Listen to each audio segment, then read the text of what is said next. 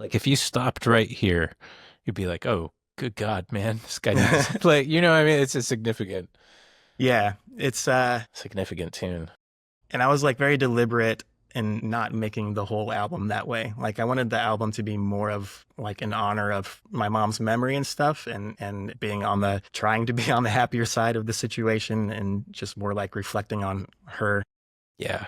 Do you feel like I don't, I know we've all had different people in our lives kind of come and go, but like my sister passed away. Do you feel like I do you share this thought? Like I very purposely and intentionally try to spend a lot of time not dwelling on the ending moments of, that Hmm. life and our relationship because that's like was a brief moment of the entire thing. And it's a challenge to like, reduce it down to that last memory, but Hmm. it's like, man, I have about 1,000 other awesome memories to just like grab right now, 100%.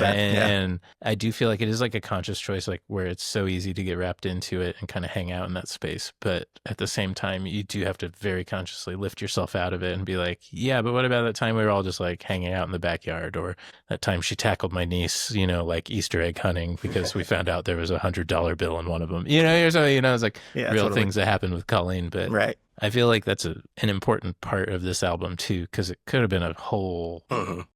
very much darker, tonality, which I'm sure was on your mind for a Yeah. lot of good reasons too, with, just everything she went through. Yeah. Yeah. It was super intentional, like you said, and I think that that framing was right on. Yeah, you can't. I mean, you have to do some grieving, but yeah, you can't sit in it for too long. And like you said, there are a million other memories that I would much rather focus on than the negative ones and the bad ones. Yeah. And if my mom were around, she would much rather me focus on those happy memories. She would hate to think of those last years of her life. Right.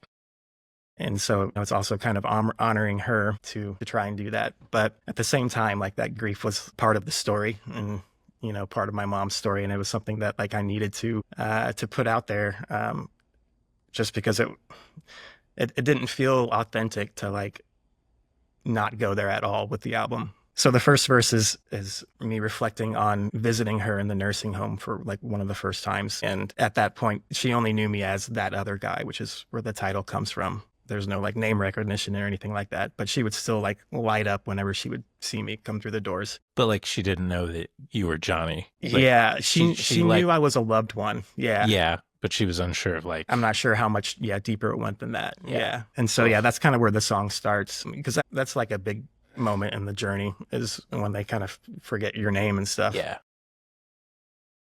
But then, yeah, it also like kind of I allowed myself to explore like some of the regrets that I felt, and just like letting myself admit them, and like putting them out there instead of just like keeping them within. That was also like an intentional thing, just such as like not calling her nearly as much as I should have, those sort of like regrets and stuff.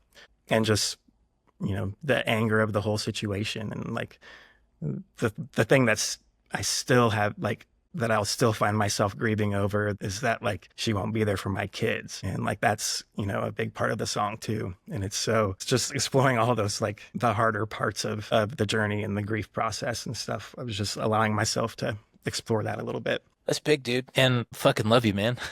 Like Yeah. that's heavy Love you, stuff. Chuck. Yeah, man. Love you guys too.